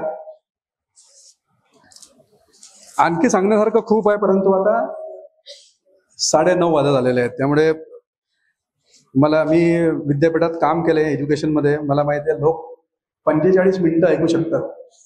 45 मिनिटाच्या वर एक सायकोलॉजी आहे माणसाची की 40-45 मिनिटं ऐकलं. म्हणूनच कॉलेजमध्ये 45 मिनिटाचा पिरियड असतो. तर एक सायकोलॉजी असते. आणि काही वक्ते मग खूपच असे असते, ते भाषणच असं धारदार असतं. बाबासाहेब आंबेडकर नाहीत, आपण नॉर्मल आहोत. त्यामुळे आपल्या नॉर्मल माणसाचं भाषण नॉर्मल वक्ते ऐकतात. तर त्यामुळे आपल्यालाही बोलणाऱ्याला कळलं पाहिजे की आपण कुठे थांबायला पाहिजे. आणखी आपण 1 तास बोलू शकतो, पण आता 8:30ला 8:45ला सुरू केले. आता जर आणखी अर्धा 1 तास मी जर बोलेल तर मला पण विरारची गाडी पकडायची आहे. त्यामुळे मी पण अगदी थोडं जे मुद्दे आहेत माझे तेच फक्त तुमच्यासमोर मांडतो. आता थेट मी जे बाबासाहेबांचं म्हणजे भाग्यविधाते म्हणतात ना, भारताचे भाग्यविधाते का, तर एवढं म्हणजे देशामध्ये कुणालाही एवढी संधी मिळू शकली नाही. का मिळू शकली नाही, तर त्यांच्या विद्वत्तेमुळे. म्हणजे माणूस ना ते एकदा तिथून पार्लमेंटमधनं संविधान सभेमध्ये सीट समजा गेली, आता तुम्हाला कोणी बोलवणार येतं का, बाबा तुम्ही या परत एकदा, तर नाही. कारण देशालाच त्यांची गरज होती. म्हणून त्यांना परत निवडून आणून ड्राफ्टिंग कमिटीचा चेअरमन करणं, आणि ड्राफ्टिंग कमिटीचा चेअरमन म्हणून त्यांनी जी विद्वत्ता, म्हणजे ही कदाचित जर बाबासाहेबांच्या जोडीला हे जे 7 लोक होते, म्हणजे कृष्णा अय्यर, अयंगार, मुंशी, सय्यद सादुल्ला, मित्तल आणि खैतान, हे सगळे लोक जेवढं त्यांना योगदान द्यायचं होतं ते देऊ शकले नाही. आणि त्यांनी ते मान्य केलं. याच्यावरती आपण काय बोलतो काय, खोटा याच्यातला भाग नाही. तुम्ही जर पार्लमेंटरीची डिबेट जर वाचली तर तुम्हाला लक्षात येईल की एकाचा राजीनामा, एकाचा मृत्यू, जागा भरली नाही, एक अमेरिकेमध्ये व्यस्त, एक राजकारणी, एक नेहमी ऍबसेंट राहायचे, आणि 2 लोक दिल्लीपासून दूर होते. त्यामुळे नोबडी अटेंडेड दी ड्राफ्टिंग कमिटीचं काम कोणीही केलेलं नाही. आणि हे डिबेट झालं तेव्हा पार्लमेंटमध्ये, हे पार्लमेंटच्या डिबेटमध्ये जवळजवळ बाबासाहेबांचा विरोध करणारे देखील त्यांना तिथे बोलावं लागलं. आणि बोलले ते की खरोखरच ही बाबासाहेबांनी एकट्यानेच लिहिलेली आहे. परंतु तेवढंच विनम्रपणे बाबासाहेब सांगतात की मी एकट्याने लिहिली नाही, मला आपण सगळ्यांनी सहकार्य करा. जेव्हा यश असते ते नम्रतेने सगळ्यांना वाटून द्यावं लागतं, आणि अपयश असते ते अपयश आपल्याला पचवावं लागतं. जसं विद्यार्थ्यांचं आहे, विद्यार्थी मेरिटमध्ये आला की त्या मेरिटमध्ये येण्याचे सगळेच लोक फायदा घेतात. त्याचा इंटरव्ह्यू घेतला ना, एखाद्या 99% मार्क मिळाला, त्याचा इंटरव्ह्यू घ्या तुम्ही, तो काय सांगतो, या यशामध्ये कोणाचा वाटा आहे रे, या यशामध्ये शिक्षकाचा आहे, मुख्याध्यापकाचा आहे, माझ्या आईचा आहे, माझ्या बहिणीचा आहे, क्लासवाल्याचा आहे, सगळ्यांचा आहे. तुझा काय, तुझा काहीच वाटा नाही. ही नम्रता. म्हणजे यशामध्ये यशाचे वाटेकरी सर्व. आपण शिक्षण पद्धती समजा अशी सुरू केली की ज्या शाळेमधले आणि कॉलेजमध्ये विद्यार्थी नापास होतात त्यांची इंटरव्ह्यू घ्यायची पद्धती आपण सुरू केली. तुझ्या नापास होण्यामध्ये कोणाचा वाटा रे? काय होईल सांगा? जर समजा शिक्षण पद्धती अशी सुरू केली की मुलं नापास होतात, त्या नापास होण्यामध्ये कोणाचा वाटा आहे? कसं होईल शिक्षण पद्धतीमध्ये? तर तेवढ्याच सांगण्याचं तात्पर्य, तेवढ्याच नम्रतेने बाबासाहेबांनी दुसऱ्यांना ते क्रेडिट दिलेलं आहे. आणि जेव्हा भारतीय संविधान लिहून झालं आणि जेव्हा ते टेबल केलं आणि ते टेबल केल्याच्या नंतर त्याच्यावरती एक अविश्वास प्रस्ताव त्याच्यावरती एक आला होता. आणि त्या अविश्वास प्रस्तावामध्ये अल्पसंख्याक म्हणजे मुस्लिम आणि जे राजा रजवाडे होते त्यांचा तेवढा त्याला पाठिंबा नव्हता. त्यांचा त्या कारण त्यांचं पार्टिसिपेशन नाही, तर मग त्याच्यावरती सभागृहामध्ये अत्यंत काय म्हणतात त्याला मरणासन्न व्यवस्था सभागृहामध्ये झाली होती. आणि अख्खं सभागृह टेन्समध्ये होतं की अशा परिस्थितीत जर आपण पुढे गेलो तर मोठा म्हणजे खूप मोठा घात होईल आणि भारताचे लगेच तुकडे पडतील. म्हणजे तिकडे राजा राजवाड्यांचा सपोर्ट नसणार, इकडे मुस्लिमांचा सपोर्ट नसणार. डॉक्टर राजेंद्र प्रसादांनी बाबासाहेबांना विनंती केली की बाबासाहेब आपण या सभागृहाला मार्गदर्शन करा. बाबासाहेबांना ऍक्च्युली नेक्स्ट डे बोलायचं होतं. बाबासाहेबांना नेक्स्ट डे बोलायचं होतं, त्यामुळे ते तशी तयारी करून नव्हते आले. पण जो मेरिटचा विद्यार्थी असतो त्याला तयारी करायची गरजच भासत नाही. त्याला उद्या पेपर द्या चुकीचा, म्हणजे मला वाटलं मराठीचा पेपर आहे म्हणून मी हिंदीचा अभ्यास करून गेलो समजा, पण माझा तयारीचा मराठीची झालेली आहे, मी मराठीचा पेपर दिला. तसं बाबासाहेब झालं. कारण 22 ते 23 लोक त्या दिवशी बोलणारे होते, परंतु एकाचीही हिंमत झाली नाही एवढ्या सभागृहामध्ये हा अविश्वास प्रस्ताव कशा प्रकारे फेस करायचा. अख्खा म्हणजे सभागृह टेन्समध्ये आलं, सगळ्यांना घामा सुटले की काय करायचं आता. आणि बाबासाहेब पण थोडे टेन्समध्ये आले की आणि बोलले ते की मला खरं म्हणजे उद्या बोलायचं होतं, कारण आणि उद्याचीच मी तयारी केली, उद्या मी तयारी करून येणार होतो आणि मला कॉन्फिडन्स होता की 21-22 लोक आहेत, म्हणजे आज हे 21-22 लोक बोलणार आणि संध्याकाळ झाली तर सभागृह स्थगित होणार आणि पुढच्या दिवशी सभागृह मग कंटिन्यू चालेल आणि मग मी बोलेल, अशी एक बाबासाहेबांची तयारी होती. आणि हे बाबासाहेबांनी सांगितलं. जेव्हा बाबासाहेब पूर्ण या प्रश्नाची सखोल चिकित्सा करून सभागृहाला जेव्हा गाईड करतात, खूप मोठं भाषण आहे ते. तुम्ही मी आता सांगितलं तर परत आणखी 2-3 तास जाऊ शकतात. तुम्ही सिनेमा बघितला असेल ना, त्याच्यामध्ये आहे सगळं. अतिशय एका शब्दाचा त्यांनी की हा जर अविश्वास ठराव आणि जे मुस्लिमांचं प्रतिनिधित्व, राजा रजवाड्यांचं प्रतिनिधित्व जर नसेल तर काय भारतामध्ये अराजकता पसरू शकते, भारताचं काय होईल, किती लवकर तुकडे होतील, मुस्लिमांचं महत्व काय आहे, राजा रजवाड्यांचं महत्व काय, सगळ्या धर्मियांचं महत्व काय आहे हे बाबासाहेबांनी. जे बाबासाहेबांचे काही विरोधक होते त्यांना असं वाटलं की बाबासाहेबांची विकेट गेली. आता म्हणजे राजेंद्र प्रसादांनी बाबासाहेबांची विकेट घेण्यासाठी कदाचित ही गोगली टाकली, असं ही सभागृहामध्ये काही लोक चर्चा करत होते. परंतु बाबासाहेबांनी ज्या प्रकारे अभ्यास करून आले होते, ज्या प्रकारे अभ्यास करत, कारण प्रॅक्टिकल ना आंदोलन त्यांच्या रक्तातच भिनलं होतं. लहानपणापासून हे मोठ्या जे तत्वज्ञान आहेत, एवढे नोबेल लॉरेट्स आहेत, त्यांना चॅलेंज देण्याची सवय वयाच्या 21व्या वर्षापासून त्यांना ही सवय लागलेली होती. आणि ती सवय असल्यामुळे, अभ्यास असल्यामुळे तेवढ्या समर्थपणे सभागृहाला त्यांनी संबोधित केल्याच्या नंतर अख्खा सभागृह टाळ्या वाजवून त्यांचा गडगडाट करते आणि बाबासाहेबांनी म्हणतात की तुम्ही खरं म्हणजे ह्या देशाची लाज वाचवली तुम्ही, नाहीतर खूप कठीण प्रसंग आला असता.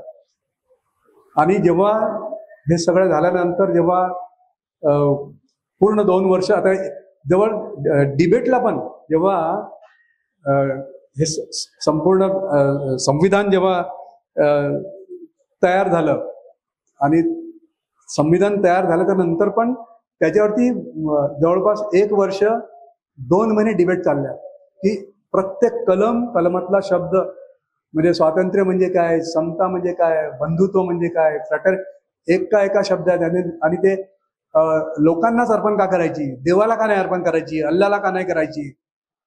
म्हणजे इतकं डिबेट आणि एकट्याने म्हणजे बाबासाहेबांनी प्रत्येक सदस्याच्या प्रश्नाचं निराकरण प्रत्येक शब्द आणि शब्द, जसं आपण चहा गाळून पितो एक एक तसं प्रत्येक जेवढे कलम आहे त्या कलमाचाच नाही, त्या कलमामधल्या शब्द, इथे कॉमा का, इथे कोलन डॅश का, इथे फुलस्टॉप का, इतका मित्रांनो बारीक अभ्यास करून ती उत्तरं दिली. आणि तुम्हाला सगळ्यांना माहिती असेल की आपण 26 नोव्हेंबरला ती राज्यघटना आपण म्हणजे लोकांना अर्पण केली. शेवटी लोकांना देवाला अर्पण करा. यांना त्यांनी जे भाषण दिल्याच्या नंतर तुम्ही ते वाचा की देवाला अर्पण का नाही. तुम्हाला जर काही वेळ मिळाला तर ते जरूर तुमच्या मुलांना वाचायला द्या. आणि तेव्हाच वाचल्यानंतर तुम्ही मला वाटतं एवढं रेग्युलरली भेटता तर थोडं स्वतःमध्येच डिबेट पण करा, स्वतःमध्येच आपसामध्ये चर्चा, तुमच्यातच लोकांना बोलायला सांगा आणि संवाद करा. मुलांना प्रश्न द्या याच्यावरती.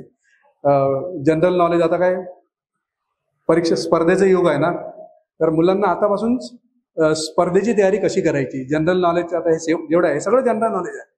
म्हणजे मला माहिती आहे म्हणजे अशातला काय भाग नाही. तुम्हाला या गोष्टी वेगवेगळ्या पुस्तका काढून गुगलवर माहिती होऊ शकतात.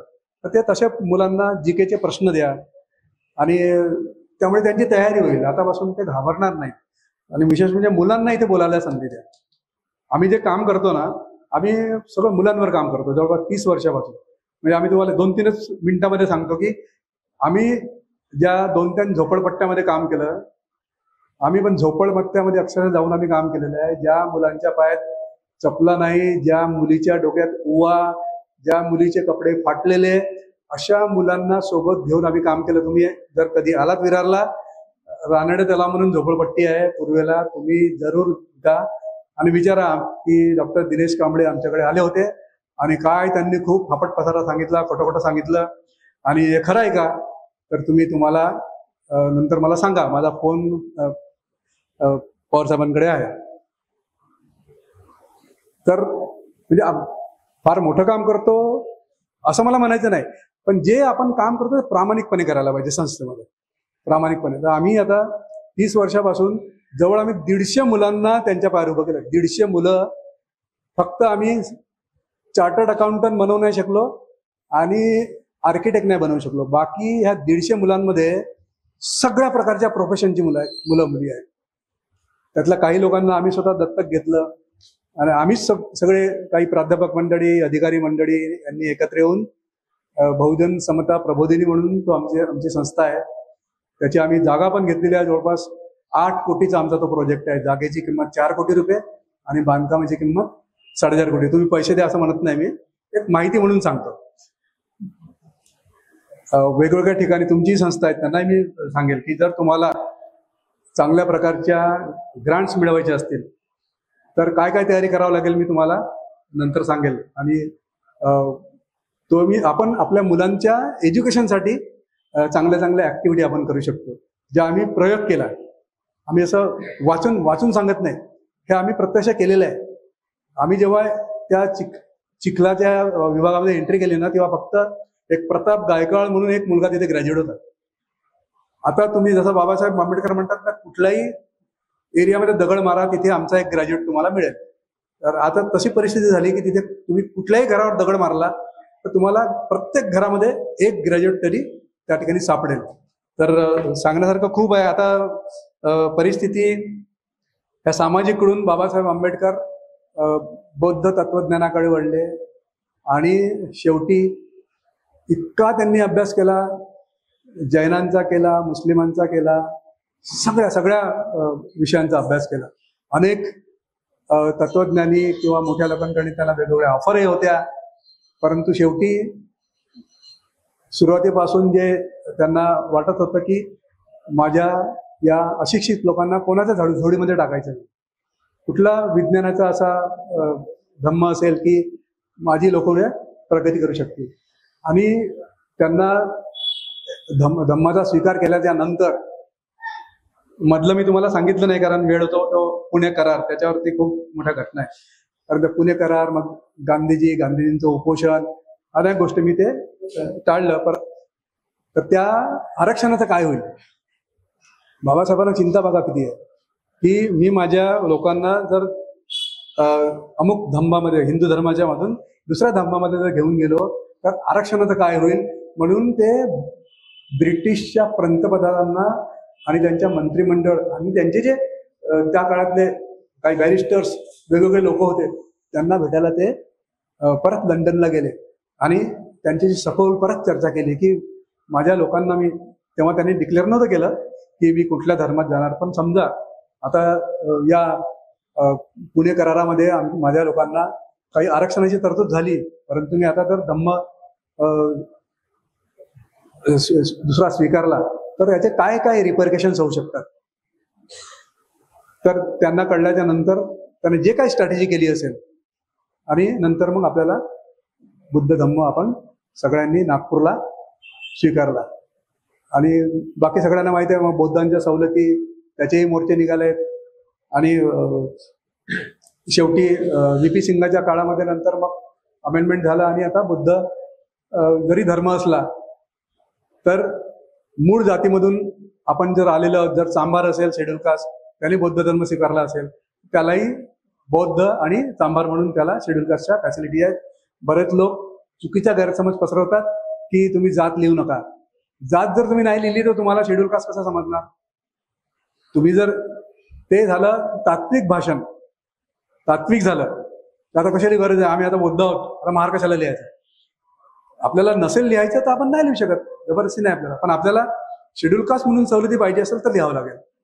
कारण बुद्ध, ब्राह्मण पण बुद्ध होऊ शकतो. अनेक ब्राह्मणांनी बुद्ध धर्म, अनेक मराठ्यांनी बौद्ध धर्म स्वीकारलाय. मग मराठ्यांना बौद्ध म्हणून तुम्ही शेड्यूल कास्टचं फॅसिलिटी देणार आहात का? नाही लागू ते. तर असं सांगतात काही लोक. तर त्याचं आपल्याला निराकरण त्याचं असं आहे की कास्ट आणि धर्म हे वेगवेगळ्या गोष्टी आहेत. तर शेड्यूल कास्ट, शेड्यूल मधल्या ज्या कास्ट आहेत त्या, आणि त्यांनी आता धर्मांतर केलं. 1990ला अमेंडमेंट झालं आणि अमेंडमेंटमध्ये ठरलं की जरी शेड्यूल कास्टनी बौद्ध धर्म स्वीकारला तरी देखील त्यांच्या सवलती त्या चालूच राहतील. तर त्यामुळे काळजी करायचं कारण नाही. जेव्हा आता सेन्सस होईल आपल्याला 2 फायदे होतील. बौद्ध टाकल्यामुळे आपण मायनॉरिटीचे देखील फायदे घेऊ शकतो. बौद्ध अल्पसंख्याक त्याच्या ज्या वेगळ्या बजेटमध्ये तरतुदी असतात त्या तरतुदीत आपल्याला फायदा होऊ शकतो. आणि शेड्यूल कास्ट म्हणून जे राखीव मतदारसंघ आहे, जी GOI ची स्कॉलरशिप आहे, रिझर्वेशन्स आहे, नोकरीमध्ये रिझर्वेशन्स आहे, प्रमोशनमध्ये रिझर्वेशन आहे, ऍडमिशनमध्ये रिझर्वेशन आहे, तुम्हाला परदेशात जाण्यासाठी रिझर्वेशन आहे, तर त्या आपल्याला फॅसिलिटी मिळू शकतात. बौद्ध म्हणून नाही मिळू शकत. अनेक लोकांना चुकीचं मार्गदर्शन करतात आणि केवळ भाषण करून आणि खूप मोठ्या मोठ्याने हातवारे करून सांगतात की आपण आता बौद्ध धर्म स्वीकारला, आता मार लिहायची गरज, असं लोकांना आवाहन करतात. तर ते चुकीचं आहे. तेवढंच त्यांना नम्रतेने विचारा. कदाचित त्यांचा हेतू चांगला असेल, आपण असं त्यांचा हेतू वाईट आहे असं नाही, कदाचित त्यांना माहिती नसेल म्हणून ते असं सांगत असते. तर ह्या सगळ्या गोष्टी आहेत. बाबा, पॉलिटिक्स हे देखील तेवढंच महत्वाचं आहे. आपण जोपर्यंत जिवंत आहे तोपर्यंत पॉलिटिक्स हे असणार आहे. आणि बाबासाहेबांनी जर फक्त समाजकारण केलं असतं तर इथपर्यंत प्रगती नसती झाली. बाबासाहेबांनी अतिशय विद्वान पॉलिटिशियन होते. पॉलिटिक्स करायचं अतिशय, म्हणजे ते कोणाची लाईन कमी करून पॉलिटिक्स नाही केलं, आपली स्वतःची लाईन वाढवायची, स्वतःची रेग जी आहे ती वाढवून पॉलिटिक्स करायचं, मोठं व्हायचं. आपल्याला सवय लागली खेचायची. खेचायची सवय नाही लागता, तुमचे 5 आकडे आहेत ना, माझा 6वा आकडा करतो, तुमचे 6 आहेत, तुम्ही 7वा आकडा करतो. म्हणजे बाबासाहेबांनी प्लसचं राजकारण केलं आणि त्यांची इच्छा होती की आपण चांगल्या पॉलिटिक्समध्ये ट्रेन व्हायला पाहिजे. आणि म्हणून त्यांनी मुंबईमध्ये आंबेडकर स्कूल ऑफ पॉलिटिक्स हे स्थापन केलं होतं. आणि त्याच्यामध्ये लोकांनी पॉलिटिक्स शिकावं, पॉलिटिक्स हे कसं असतं, आणि नंतर पॉलिटिक्स करावं. आता पॉलिटिक्सचा स्तर सगळ्यांना माहिती आहे, आता मी काय पॉलिटिशियन नाही आहे, पण जाता जाता 2-3 मिनिटं घेतो तुमचे. आपण खूप चांगल्या पद्धतीने या ऑर्गनायझेशनचं काम करतात, परंतु ऑर्गनायझेशनचं काम करत असताना ज्या काही कायदेशीर तरतुदी आहेत त्याच्याकडे थोडं लक्ष द्या. कारण आपण कसं करतो की फक्त कामच करत जातो, त्याच्या ज्या कायदेशीर तरतुदी आहेत त्या कायदेशीर तरतुदीकडे आपण लक्ष ठेवायचं. नाहीतर भविष्यामध्ये तुम्हाला सांगायला हरकत, कारण आपण त्या बाबासाहेबांचेच आपण अनुयायी आहोत. आणि बाबासाहेबांनी जी पीपल एज्युकेशन सोसायटी जी स्थापन केली होती, तुम्ही फक्त माहिती काढा की पीपल एज्युकेशन सोसायटीचं आता काय चाललंय. अतिशय वाईट अवस्था आहे, आपली अवस्था आहे. मी पण रजिस्ट्रार असताना मी ती अवस्था बघितलेली आहे. अतिशय वाईट अवस्था आहे आणि त्या संस्थेचं कधी काय होईल काहीच सांगता येत नाही. म्हणजे फक्त आपण हाय करून फक्त बघणार की अरे मी काय केलं असं, पण नाही करू शकत, काहीच नाही करू शकत आपण. कारण तिथे खूप मोठी मोठी माणसं आहेत. आम्ही पण खूप प्रयत्न केला, परंतु काही त्या प्रयत्नाला यश आलं नाही.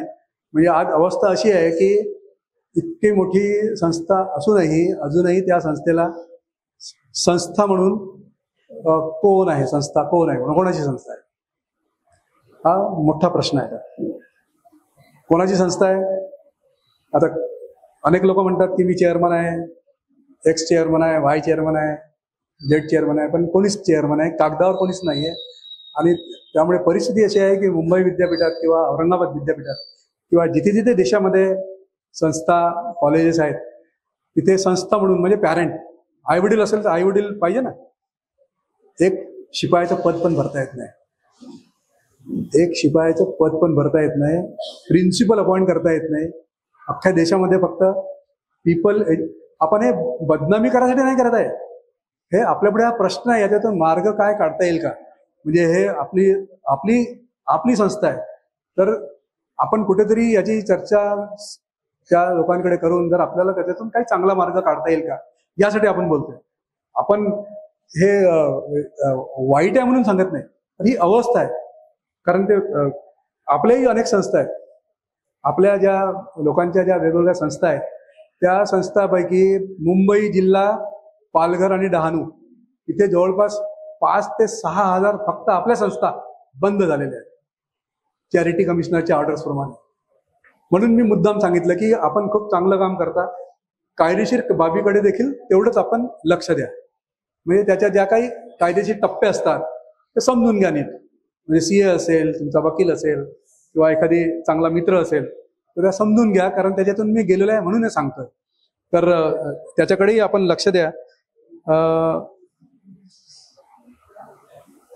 शेवटी मग बाबासाहेबांचं निधन झालं नाही, आपण म्हणतो की अजून बाबासाहेब आपल्यामध्ये यायला पाहिजे. कशाला यायला पाहिजे?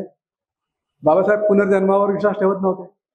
आपल्याला एवढ्या लोकांना शिकवून गेले ते, आणि अजूनही आपण बाबासाहेबांना म्हणतो की बाबासाहेब आज असतं तर बरं झालं असतं. सगळं काय करून ठेवलेलं आहे.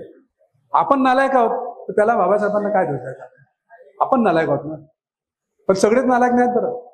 एक आता समाजामध्ये ना एक गैरसमज पसरवण्यात येतो की पढे लिखे लोगों ने धोखा दिया. हा सर्रास हा जो कोट आहे ना चालवण्यात येतो. पण मला सांगा, सभी पढ़े लिखे लोगों ने धोखा दिया क्या? कुछ पढ़े लिखे ने धोखा दिया, जरूर दिया. कुछ पढ़े लिखे लोगों ने धोखा दिया, सारे पढ़े हुए लोगों ने धोखा नहीं दिया. आज लंडन, पॅरिस, अमेरिका या वेगवेगळ्या ठिकाणी आपली लोक नोकरीला गेलेले आहेत. तर त्या ठिकाणी बाबासाहेब आंबेडकरांची मुवमेंट आजही चालवतात. त्यातल्या अनेक कॉन्फरन्सला कॅनडाला असेल, लंडनला असेल, मलेशियाला असेल, सिंगापूरला असेल, फ्रान्सला असेल, मी स्वतः त्या कॉन्फरन्सेस अटेंड मी स्वतः केलेले आहेत. आणि इथून त्यांना काहीच गरज नाहीये, त्यांना काहीच गरज नाही. त्यांचे पगार 5 लाख, 10 लाख, 25 लाख काही त्यांना गरज नाही. आणि तरी देखील ते खिशातून पैसे काढतात आणि तिथे कॉन्फरन्सेस घेतात. त्याचा प्रेशर बिल्टअप होतोय, त्याचा एक इंडियन गव्हर्नमेंटवर एक प्रेशर बिल्टअप होतो. ते छोटस म्हणजे खारीचा वाटा, आता खार बाजूला जाऊ द्या, खार कोणाची आहे ते त्याने हात वगैरे ठेवला तो विषय, एक मुद्दा सांगायचा. एक छोटासा वाटा उचलतात ना ते.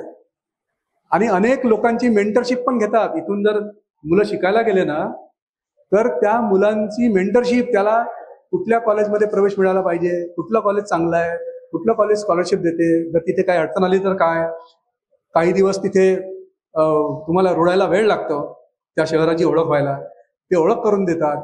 असे सांगायचं कारण की सभी पढे लिखे लोगों ने धोखा नाही दिया. मी पण शिकलेला आहे, मी पण नाही धोका दिला. तुमच्यापैकी शिकलेले आहेत, काही शिकलेले नसतील.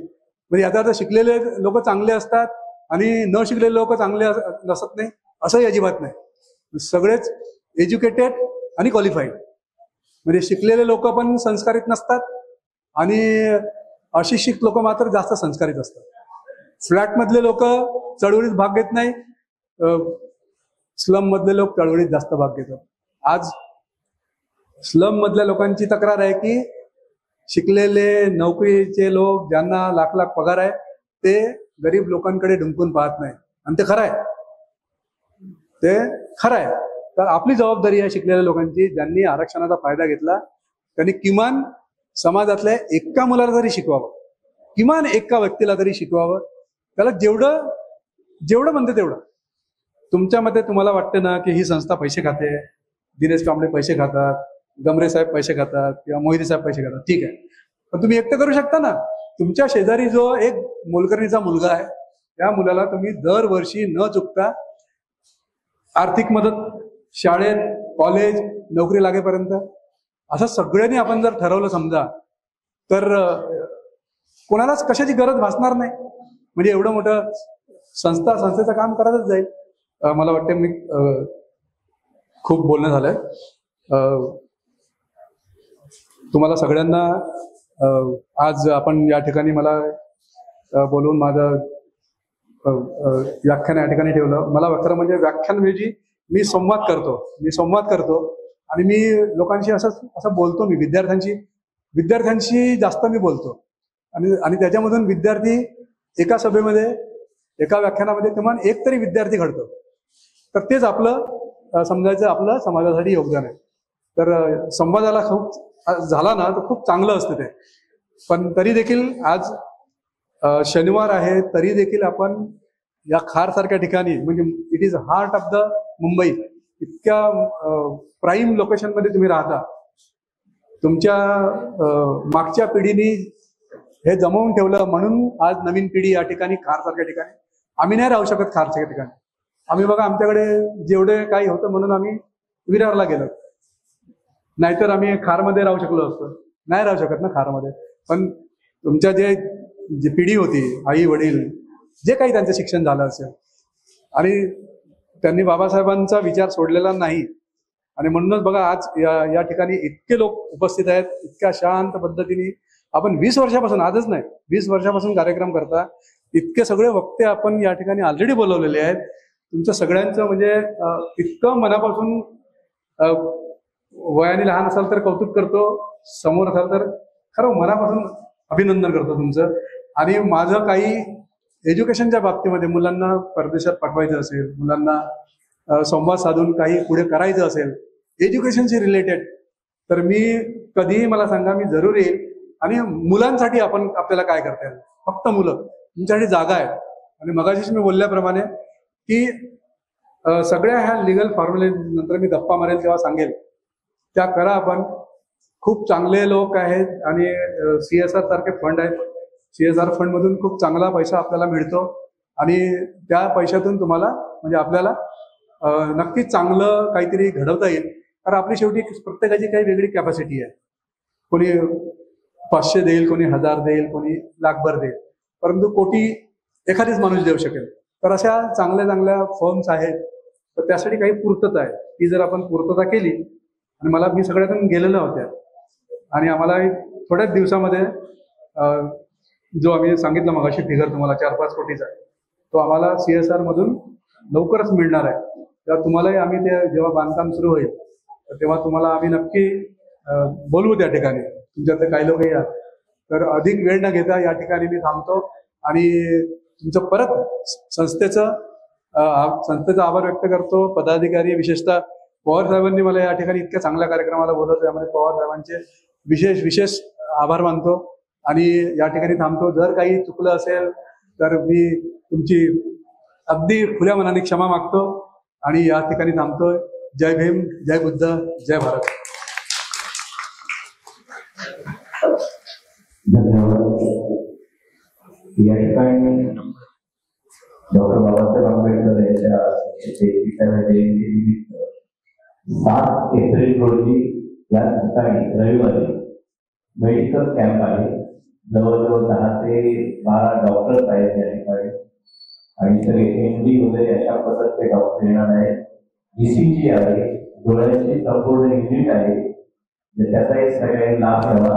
बाबासाहेबांनी जे आपण अशा पद्धतीने साजरी केली तर ती फार चांगली होईल हा उद्देश ठेवून बुद्ध शासन संवर्धन संघाच्या वतीने 7 एप्रिल रोजी मेडिकल कॅम्प आहे. या ठिकाणी आहे, संपूर्ण मोफत आहे. ECG कोणाला जर गरज असते डॉक्टरने रिकमेंड केलं त्यांची ECG मोफत काढली जाईल. त्याची कृपया नोंद घ्यावी आणि 7 एप्रिलला सगळ्यांनी आवर्जून उपस्थित राहावं. या ठिकाणी 10 नोव्हेंबर ते 21 नोव्हेंबर आमची दर सालाप्रमाणे बुद्ध शासन संवर्धन संघाच्या वतीने धम्मस्थळीचं आयोजन केलं जातं. जसे भगवंताच्या आनंदाला सांगितलेलं आहे की प्रत्येकाने जीवनात एकदा तरी ह्या 4 स्तरांना भेटी देणं आवश्यक आहे. सिद्धार्थ गौतमांचा जन्म, भगवान बुद्धांची ज्ञानप्राप्ती, प्रथम उद्देश आणि महापरिनिर्वाण स्थळ ही 4 स्थळं आवर्जून पाहिली पाहिजे. बाबासाहेबांचे गुडघे दुखत असताना देखील त्यांनी या सगळ्या स्थळांना भेटी दिलेल्या आहेत. एक आठवण म्हणून सांगतो, सारनाथ या ठिकाणी आले असताना एक भिक्षू वयस्कर होते. आता ह्यात असलेली माहिती नाही, पण त्यांनी सांगितलेले की मी लहान असताना बाबासाहेबांना पाहिले. म्हणजे किती बाबासाहेबांची कोणती जागा सोडली नाही. इव्हन औरंगाबादची लेणी सुद्धा बाबासाहेबांची गुडघे दुखत असताना संपूर्ण पाहिले आहे. मग आपलं कर्तव्य आहे की सगळी स्थळं पाहणं. जर आपण आपापल्या स्थळांना जर भेटी दिल्या तर आपली ती वर्दळ वाढेल, तिची काळजी घेतली जाईल. जशी कालनी दिवशी लेणी काही काळ तिथे त्या स्तूपावर नारळ फोडून महाशिवरात्रीला मोठा उत्सव साजरा करत असत. नंतर बऱ्याच वर्षी आम्ही तिथे कार्यरत राहिल्यानंतर त्यावेळेस अल्पाल होते बराच परिसर वेगळा तिथले आणि त्याच्यानंतर आता ते बोर्ड झालेले आहे की ही बौद्ध संस्कृती आहे ते महाशिवरात्रीच्या शंकराच्या पिढीचा काही संबंध नाही असा अधिकृत बोर्ड झालेला आहे. म्हणून आपल्या स्थळांना आपण आवर्जून भेटी दिल्या पाहिजे. म्हणजे एक जिल्हा झालेला आहे, झाला पाहिजे आणखी काही येण्याचं होऊ नये. म्हणून मुद्दा स्थळी आयोजित करा. आपल्या लोकांना ठेवू शकता. पॅगोडा आहे, कालनी ठेवून आहे, नामासंपादकी लेणी आहे, हे सतत आपल्याला पाहिजे पाहिजे केलं पाहिजे. सह्याद्रीच्या सगळ्या रांगा देण्याच्या आहेत. येणाऱ्या सप्टेंबरमध्ये कदाचित आम्ही नागपूर सांची महोत्सव याची सहलीच आयोजित करणार आहोत. त्याची लवकरच पत्रक देखील. आणि येणाऱ्या बुद्धजयंतीच्या सहलीला ज्यांना कोणाला नाव नोंदणी करायची असेल तर आपल्याला मनीष जाधव आहे त्याच्याकडे नाव नोंदणी आवर्जून करावी. अशा या कार्यक्रमासाठी सारनाथ बुद्ध विहार संस्था शाखा क्रमांक 369 त्यांनी आम्हाला बोलायला सहकार्य केलंय. सुनील जाधव हा नेहमी आम्हाला सहकार्य करतो.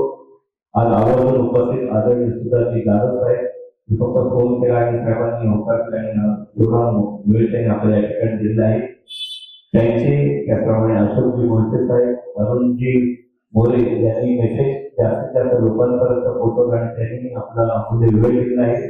त्यांचेही या ठिकाणी मनपूर्वक आभार मानतो. अरविंद जाधव, सुशांत कांबळे, उपेंद्र कांबळे, सीताराम कांबळे, हर्षवर्धन पवार, प्रतीक मोठे, उमेश कांबळे, अनंत कांबळे, गणेश पवार, अशोक कांबळे, एलपी माडी, परेश मोरे, किशोर घाडगे, संदीप पवार आपण सर्व मान्यवर त्यांच्यामध्ये नाव आहे. सर्वांना डॉक्टर बाबासाहेब आंबेडकरांच्या 33व्या जयंतीनिमित्त खूप खूप शुभेच्छा देतो आणि या ठिकाणी थांबतो. आपण